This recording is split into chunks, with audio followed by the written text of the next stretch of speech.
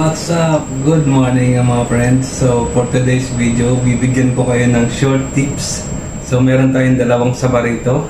Dalawang saba. Okay, so kasi mag-aalas 12 na, breakfast pa lang natin.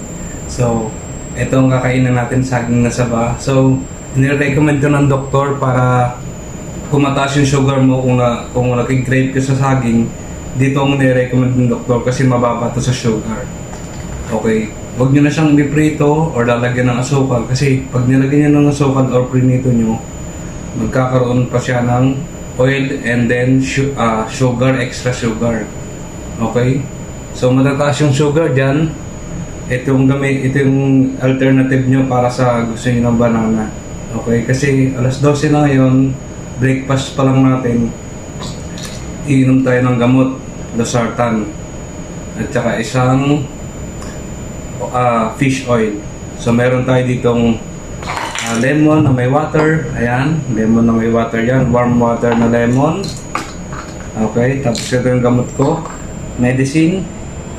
So, halika na, breakfast na tayo. Kain tayo, saging na saba. Huwag nyo na siyang liprito or lalagyan nyo ng asukal kasi hindi healthy yun, okay? So, kain tayo. Bye-bye guys!